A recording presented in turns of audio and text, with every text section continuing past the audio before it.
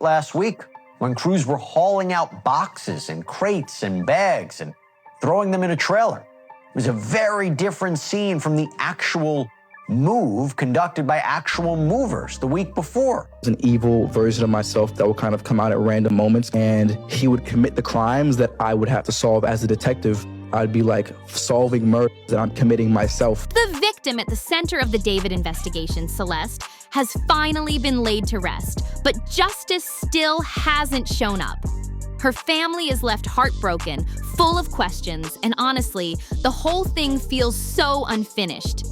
When I saw photos from the funeral today, my heart just dropped. Watching her family say goodbye to a 14-year-old girl who had her whole life ahead of her, it hits different. There were so many people there, parents, cousins, friends, all grieving together, all broken in their own way. You could feel the pain through every single picture. And seeing that, it really makes you realize just how deep this goes. This wasn't just another name in a headline. Celeste was loved, she mattered, and seeing everyone cry, remembering her smile and her laughter, it's impossible not to feel angry. Because where's the justice?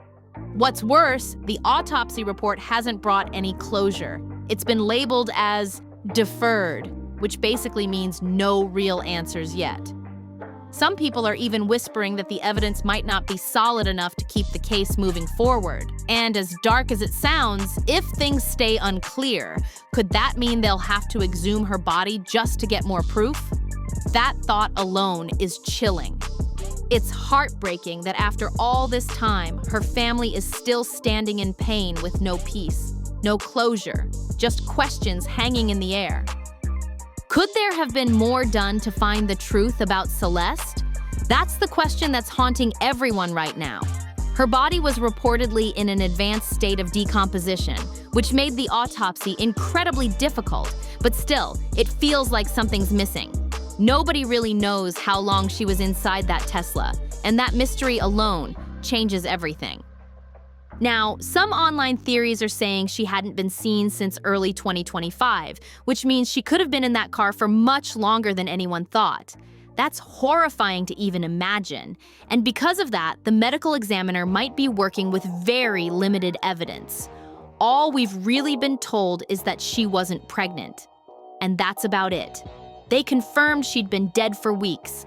But how many? 2? 4? More? It's wild that even investigators don't seem sure. At her funeral, they tried to keep things private. There was a huge tent set up over the burial site so the family could grieve away from cameras. Still, some clips made their way online showing the heartbreaking moment her casket was carried to that tent. Watching that, knowing she was only 14, it just tears you apart. And what's even worse is this fear that the singer David might walk away untouched. The man has influence, money, and major connections. And people are whispering that those ties could help him slip through the cracks. How sickening is that? A powerful adult possibly avoiding accountability while a young girl's family is left with nothing but pain. Lately, the comment sections have been exploding, and honestly, what people are saying next is absolutely shocking. I honestly can't believe what I'm seeing online. Are there actually people going against Celeste now? That's insane. Some of the comments have gotten so dark and disrespectful it makes your stomach turn. One person actually wrote, "Why use a full-size casket for a body that was dismembered and decayed?" Like, what kind of question is that? She was a human being. Even if her body was in a bad state, that's still someone's child, someone's family. You don't bury a loved one in a box. It's about dignity and respect. What's even crazier is that some people are directing their anger at her family instead of the ones who might have done this. Others keep defending the police, saying they didn't hurt her, so stop blaming them. But let's be real, the real frustration is coming from the silence. It's been months and still no clear answers, no arrest, no closure. People want action, and the lack of movement is starting to make everyone suspicious.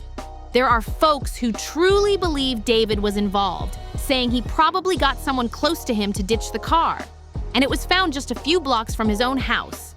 That's too close for coincidence. But then you've got trolls online saying disgusting stuff, calling Celeste names and making it sound like she brought this on herself. It's absolutely cruel. This kind of toxicity grows when justice moves too slow. The internet fills the gaps with chaos, theories, and hate. And let's not forget, this is 2025, not 1995. With phones, texts, GPS, and surveillance everywhere, it shouldn't be this hard to find out what really happened, especially when reports say 911 records tied to David's area have already been pulled by investigators. Something isn't adding up, and people are starting to lose patience. It's now been revealed that police were called to Celeste's home 33 times over the last 3 years. Can you believe that? That's a shocking number for any family. The reports show that 11 of those calls came before her disappearance in Lake Eleanor, California, and 22 calls happened after she went missing. That's a whole lot of chaos surrounding one household, and it definitely paints a picture of what her life might have been like behind closed doors. We're out here at what we know as Celeste's home that she lived with her family. And right over there is the beautiful memorial we have seen in her honor. But today we confirmed with a neighbor that they had seen a black Tesla coming in and out at all hours in the night. We can confirm it was when Celeste was still here and that it was near her home. Her home is right here. And the area that the black Tesla was seen was over in this vicinity. There's a parking lot in this area back there, and then The clarification was important, though. Those early calls weren't all about Celeste herself, but about issues within the family overall. And that right there tells us something. It sounds like the environment at home was already unstable. Police constantly showing up? That's not normal. It really helps explain why a young girl like Celeste might have wanted to escape and search for comfort elsewhere, even if that meant trusting the wrong person. People online are saying it adds tragic context to the situation. When you grow up surrounded by yelling, arguments, and police lights flashing at your door, it changes how you see the world. It makes you desperate for peace, for attention, for someone who makes you feel seen. And that's where David comes in, this older, famous man who took advantage of that vulnerability. It's sickening to think she might have believed he was her escape when, really, he could have been the danger she needed protection from. And yet again, it seems like fame and power are working in his favor. Hollywood has this long, ugly history of protecting their own. Stars walk away from scandal after scandal while the victims fade into silence. That's what hurts the most here, knowing that even with police involvement and all this public outrage, a young girl's cries for help might still go unanswered. Every detail that comes out just makes it clearer how many warning signs were missed and how badly the system failed her. So let's ignore all that promotion noise, because what really matters here is what Steve, the investigator better known as SF Investigates, just revealed. This man has been deep in the Celeste case, and his latest update has everyone talking and honestly freaking out. Steve tweeted something that completely shifted the timeline we thought we knew. He said he's starting to believe that the information claiming one of Celeste's family members had messaged her back in July was wrong, maybe even intentionally misleading. That's huge. He admitted he can't find any trace of Celeste after early 2025. No photos, no messages, no sightings, nothing. He also pointed out that the Tesla, the same one she was found in, had its registration expire in January 2025. Then it was ticketed twice later that year in Hollywood before finally getting impounded. That means that car was sitting out there for months, maybe abandoned the entire time. And yet somehow, no one noticed something was seriously off? That's unbelievable. Steve said the last events linked to her family were in 2024, during that weird missing but not missing period when people claimed she was safe. But now it's looking like something could have happened much earlier than we thought, maybe even at the start of 2025. That detail changes everything. He also mentioned something that made my skin crawl, that because the Tesla was sealed and had little airflow or insects inside, it could have slowed the decomposition process. Meaning, she might have been gone for much longer than the condition of her body revealed. That's terrifying to think about. So now, people are asking the same question. If she really vanished months earlier, then who was controlling her social media accounts after that? Were those posts even her at all? Something about this timeline just isn't adding up, and it's making the whole case feel darker and more twisted than anyone imagined. Now here's where things get really suspicious. People are starting to think that whatever happened to Celeste might have gone down way earlier than anyone realized. Some are even saying February or March could have been the real timeline. And honestly, that lines up with what Steve, the private investigator, hinted at. He's been spot on with a lot of details before, and this time he says he's confident that within a week there could finally be an arrest. That's a bold claim, but imagine if he's right. Meanwhile, reporters have been swarming around Celeste's old neighborhood, looking for any new leads. One of them spoke to neighbors who remembered seeing a Tesla parked outside the house around the time she vanished. And yeah, that word Tesla has practically become a trigger for anyone following this case. Every new mention sends people spiraling with theories. News Nation even ran a full segment about it, saying witnesses found it strange that the car seemed to show up and disappear at odd times. It wasn't just sitting there once, it was reportedly seen multiple times, which raises the question, who was driving it? If it really was connected to David, that could tie him directly to Celeste's last known location. And here's the part that's making everyone uneasy. After David hired Blair Burke, a high-profile defense attorney, the headlines suddenly started to shift. Suddenly, the narrative became, authorities find no evidence connecting David to Celeste's death? Really? Because investigators literally collected evidence from his home? How does that make sense? It feels like there's a major disconnect between what's being said publicly and what's actually happening behind closed doors. People are starting to believe that this whole thing might be getting quietly handled to protect someone powerful. And if that's true, this story is far from over. So now we know that David has officially brought in the big guns. Blair Burke, one of Hollywood's most notorious defense attorneys.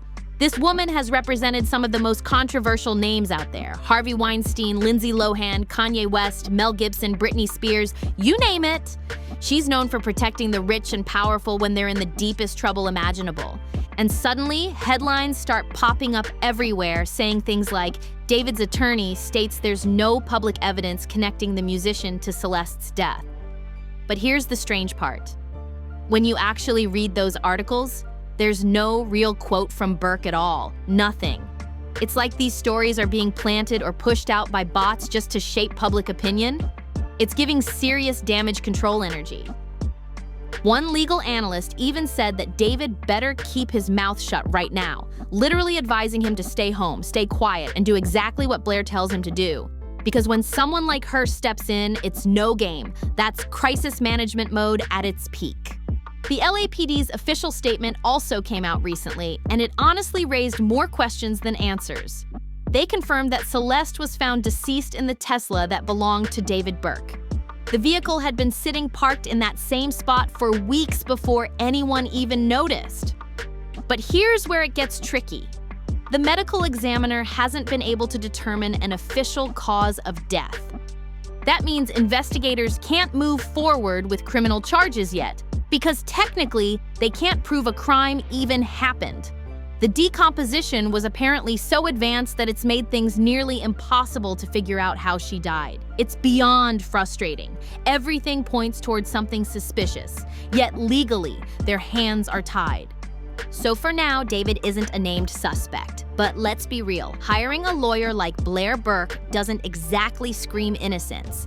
The silence, the PR spin, the missing details, it's all adding up to something that doesn't feel right at all. Now this is where things get downright bizarre. Social media is buzzing with new activity from David, and people cannot believe what they're seeing. Apparently, he was active on TikTok just yesterday, following new accounts like nothing ever happened. One screenshot even shows him following Playboi Carti's new TikTok page. Like seriously? This man is under investigation for the death of a teenage girl, and he's out here scrolling and following influencers? That's wild. Someone on Reddit summed it up perfectly.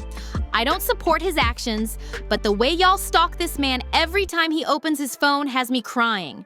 Another added, nothing like spending your last days of freedom on TikTok. And honestly, that might be the most chilling part. It almost feels like he knows he's still untouchable. But that raises a big question. If he's truly under investigation, why haven't law enforcement seized his phone and social media accounts yet? How is he still online, following people, posting, and acting casual? Something about that doesn't add up. And then there's another strange twist. People noticed that on Celeste's Discord account, her bio suddenly changed at one point. It included the phrase KYS, which stands for something incredibly dark, and then the message just vanished. That means someone had to log in and delete it. But who? Was it Celeste before everything went wrong, or someone trying to tamper with her account after the fact? Either way, that's not normal. To make things even more chaotic, Harvey, who's been doing live streams about the case, started dropping hints again. He mentioned that he's been trying to get inside information from people close to the investigation, but everyone keeps ghosting him or hanging up. So closed-lipped on this. I've never seen this. People I know who I'm friendly with just hang up. Really? It's weird. No goodbye? Weird. Maybe they don't know anything. I don't know. Maybe I did something. What could the reason for that be? It makes me think there is a big twist because they don't act this way. There's something. But my gut tells me they're gonna move on somebody not too long from now.